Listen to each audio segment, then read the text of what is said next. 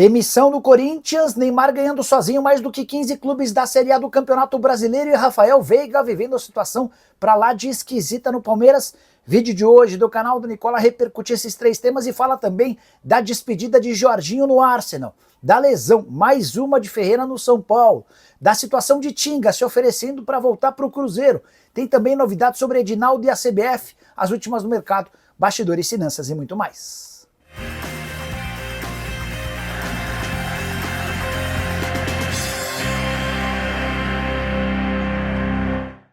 Fala aí pessoal, sou Jorge Nicola, bem-vindos a mais um vídeo do canal. Sempre bom ter vocês por aqui, sem perder tempo, só pedir para deixar like, se inscrever no canal e ativar as notificações. Bora direto pro giro de notícias. Quero começar contando que o Guarani tem acordo com um grupo para venda da SAF. Bugni tem mantido sigilo sobre essa situação, mas o que se sabe, consegui apurar na tarde dessa segunda-feira, é de que os acionistas que já têm um acordo com o comitê pretendem passar a investir 5 milhões de reais para a disputa da Série C a partir de 1º de junho. Estou tentando identificar qual o parceiro que está à frente dessa missão. Já a minha Portuguesa emprestou o zagueiro Marco para o São Bento, que vai jogar a Copa Paulista. O retorno do atleta, que está recuperado de cirurgia, está marcado para outubro. Quero contar também que André Jardine, ex-técnico do São Paulo, garantiu presença na sua 4ª final consecutiva no Campeonato Mexicano. Ele que dirige o América do México está em busca de um tetracampeonato de forma consecutiva inédita por lá. Vitória por 2-1 de virada contra o Cruz Azul no final de semana. A América do México que também disputa no dia 31 a vaga no Super Mundial de Clubes contra o Los Angeles FC. Bora falar agora sobre adeus de Jorginho confirmado no Arsenal. O meio-campista, que será jogador do Flamengo, teve, enfim, sua situação oficializada pelo Arsenal. O técnico Mikel Arteta, depois do jogo entre Arsenal e Newcastle nesse final de semana, admitiu que foi a partida de despedida do volante brasileiro no estádio Emirates. Dá uma olhada na frase, abre aspas, nós tivemos alguns jogadores no vestiário que provavelmente vestiram a camisa do Arsenal pela última vez no estádio, no nosso estádio. Estive com Jorginho e Tierney e quero garantir que eles receberam a atenção que merecem. Sou muito grato a ambos. O processo de despedida já começou. Jorginho entrou aos 48 minutos do segundo tempo desse confronto contra o Newcastle. A saideira do Jorginho por lá está marcada para o próximo final de semana, quando ocorre a última rodada do campeonato inglês. O Arsenal enfrenta fora de casa o já rebaixado Southampton. Só para completar o noticiário do Flamengo, De La Cruz passou por exames que não constataram a necessidade de uma cirurgia depois de um entorse no joelho esquerdo. A preocupação existia depois da lesão no jogo contra o Botafogo. Bora falar agora sobre Edinaldo Rodrigues. O presidente da CBF aceitou a decisão do Tribunal de Justiça de afastá-lo e desistiu de recorrer da decisão. Ele havia entrado recentemente com 2 recursos na Suprema Corte, no Supremo Tribunal Federal, tentando reverter essa decisão, mas de forma pra lá de esquisito, o Edinaldo aceitou a derrota e está fora da CBF. Tem coisas que só acontecem com a Confederação Brasileira de Futebol e os demais integrantes ligados a federações de estados do país. Confesso que não tem nenhuma justificativa lógica para o Edinaldo, que batalhou tanto para ser presidente, aceitar agora a derrota. Mas isso já estava evidente durante o fim de semana, quando até o presidente da Federação Baiana, que é seu concunhado, acabou por aderir à chapa que foi registrada para a eleição do Samir Chaut. Tenho contado que por trás de todo esse movimento está Gilmar Mendes, ministro do Supremo Tribunal Federal e o homem mais forte quando o assunto é futebol brasileiro.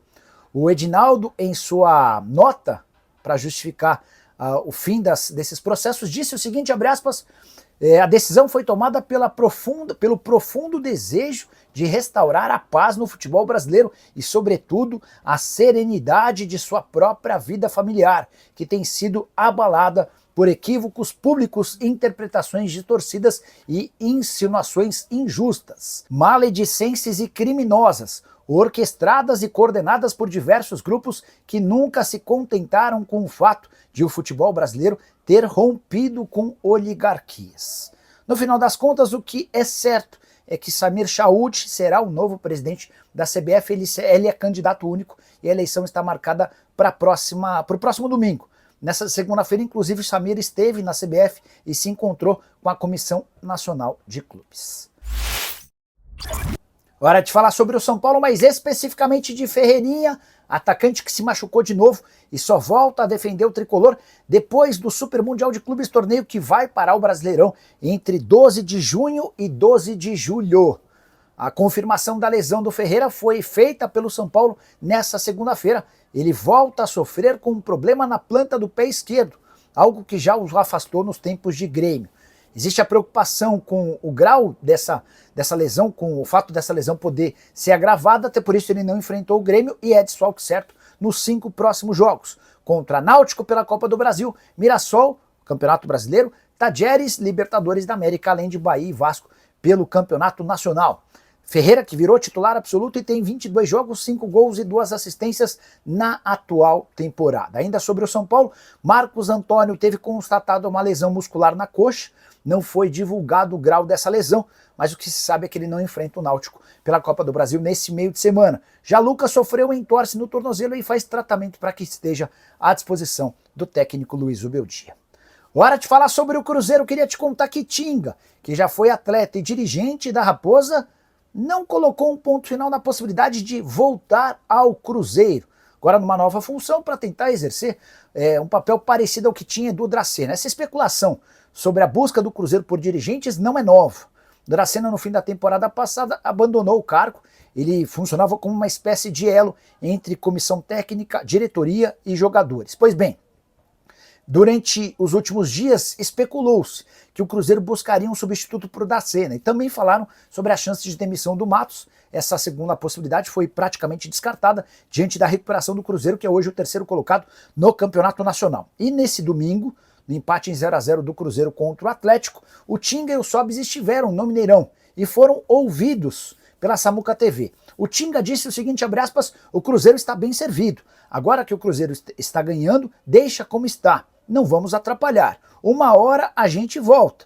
Até porque fomos muito felizes aqui e eu já estou em BH, então não precisaria nem gastar com passagem, quem sabe. Né? Para mim, uma clara declaração de alguém que está disposto a voltar. Resta que o telefone toque. Já havia contado para vocês pela manhã que em meio a todas essas especulações, o que é certo é que Pedro Júnior, filho do dono da SAF do Cruzeiro, o Pedro Lourenço, o Pedro Júnior terá um papel mais importante dentro do departamento de futebol. A gente vai começar a ouvi-lo dando entrevistas, comandando viagens e ocupando um pouco do espaço que hoje é de Alexandre Matos. Bora falar sobre Rafael Veiga e uma situação para lá de inusitada do meio atacante de 29 anos de idade no Palmeiras. Titular absoluto e protagonista nas últimas temporadas, o Veiga tem convivido com o banco de reservas e em alguns casos, como nesse final de semana, ele nem saiu do banco. Foi na vitória por 2-1 contra o Red Bull Bragantino, mesmo perdendo na etapa final, o Abel Ferreira fez substituições, o Abel é comissão, né? O Abel não estava no banco de reservas, mas foram feitas substituições e o Veiga continuou por lá sem ser utilizado. Rafael Veiga, que havia jogado apenas 25 minutos contra o Bolívar, 11 minutos contra o São Paulo e outros 7 minutos contra o Cerro Porteño. Na volta ao futebol, depois de uma pequena lesão, ele nem havia entrado contra o Vasco da Gama. A lesão tinha ocorrido em 9 de abril, quando ele saiu com apenas 12 minutos de campo do confronto contra o Cerro Porteño, Allianz Parque, Libertadores da América. Em meio a essa situação chata e ruim do Veiga, a pergunta que fica é, será que ele vai ser negociado na metade do ano? Acho improvável. Até porque a transferência do Veiga demandaria muito dinheiro. E qual clube vai investir pesado num atleta que perdeu espaço e soma na atual temporada 20 jogos, apenas 2 gols e 6 assistências, números bem inferiores aos quais a gente se acostumou vendo o Veiga com a camisa alviverde. Hora de falar sobre Neymar. Você sabia que o atacante do Santos ganha sozinho no Peixe mais do que 15 elencos do futebol brasileiro da Série A? Pois essa constatação assustadora tem tudo a ver com os 21 milhões de reais por mês que o Peixe prometeu ao atleta. São 4 milhões de reais em carteira, além de outros 17 milhões de reais por mês em imagens, graças a acordos publicitários. O Santos tem essa missão de alcançar 17 milhões, se conseguir a grana fica para o Neymar, caso contrário, o Peixe precisa tirar dinheiro do seu próprio cofre para restituir o atacante, cujo contrato se encerra na metade do ano, vínculo de apenas 5 meses e a garantia de 105 milhões de reais ao Neymar, sendo 85 milhões em acordos comerciais. Só para vocês entenderem, vamos excluir os 4 milhões de reais fixos por mês de salário em carteira. o Santos tem a obrigação de buscar no mercado 17 milhões. Isso se dá com qualquer patrocínio e é importante contar que o acordo entre Santos e Neymar prevê que 75% de qualquer publicidade fechada pelo Santos, 3/4 ficam com o Neymar e apenas 1/4 fica com o Santos. O problema é que o Santos só conseguiu até aqui cerca de 50 milhões de reais dos 85 milhões que ele precisa pagar ao Neymar com imagens. Restam apenas 1 mês e 10 dias, mais ou menos 40 dias até o fim do contrato, e o Peixe vai precisar se virar para buscar mais 35 milhões de reais. Há uma negociação em andamento que poderia assegurar ao Santos mais 10 milhões de reais, mas ainda assim a conta não fecharia. Só para completar, você deve ter ficado curioso para saber quais os clubes de futebol no Brasil que ganham mais do que o Neymar sozinho no Santos. Flamengo, Palmeiras, Corinthians e Botafogo. Esses são os únicos times da primeira divisão e também na América do Sul que custam mais como um elenco, incluindo comissão técnica, do que o Neymar sozinho no Peixe. Neymar que tem o maior salário da história do futebol brasileiro e também da América do Sul em todos os tempos. Bora fechar o vídeo para te explicar sobre uma demissão no Corinthians. A médica Ana Paula Ramos foi dispensada do timão. Nessa segunda-feira, ela ocupava o cargo de chefe do departamento médico. A gota d'água se deu por conta de um episódio na semana passada com o Mateuzinho. O lateral direito vinha reclamando de dores. O departamento de fisiologia e fisioterapia pediu que ele fosse poupado da viagem para o Uruguai pela Libertadores. A médica liberou ele para ir para lá. Dorival Júnior entendeu que era melhor não utilizar o Mateuzinho, assim como vários outros titulares. Mesmo sem ter atuado, na volta, quinta-feira, o Mateuzinho pediu para que não fosse para o treino, a médica pediu para que ele fosse. E ele acabou no primeiro chute se contundindo, ficando de fora da partida contra o Santos. E esse mais novo episódio envolvendo uma lesão e a médica acabou por determinar sua demissão. Foram várias confusões e pequenos embates nos últimos tempos. Um dos mais importantes foi quando da contratação de Palácios, lateral esquerdo que havia chegado da Major League Soccer, histórico de lesão 0. No primeiro jogo no Corinthians ele se machuca, houve um erro de avaliação e diagnóstico e ele passou semanas tratando por uma lesão que não era a oficial. Depois necessidade de cirurgia e a verdade é que o Palácios não consegue entrar em campo. Também na temporada passada Fagner ficou quase 2 meses fora, gerando muita discussão e muitas rusgas entre o departamento médico e o jogador. Mais recentemente, outro caso envolvendo o Rodrigo Garro, que preferiu buscar tratamento na Espanha, outra coisa que não pegou bem para Ana Carolina Ramos e o departamento médico. Diante de tudo isso, nessa segunda-feira, optou-se pela demissão da médica, que também havia discutido de forma áspera com o Fabinho Soldado, que é o gerente das categorias, gerente de futebol do Corinthians. Há quem garanta até que o Fabinho abusou da sua autoridade e foi extremamente grosseiro com a médica, que é mulher. Só para completar, importante contar que Augusto Melo solicitou ao CORE, o Conselho de Orientação do Corinthians, uma reunião para discutir o contrato ou a negociação com a Adidas. A ideia do Augusto é colocar a Adidas, fornecedora de material esportivo alemã, no lugar da Nike. Resta saber se vai haver tempo para essa reunião, até porque na próxima segunda-feira o Conselho Deliberativo vota o impeachment do presidente e se houver a aprovação dos conselheiros e tudo indica que isso vai acontecer, o Augusto já deve ser afastado de forma imediata. Prometo voltar às 7 da noite, tem programa do Nicola para deixar você super bem informado sobre as últimas do seu time, ao vivo, hein? Aqui no canal. Não esquece de deixar like, se inscrever no canal. A gente se encontra. Tchau!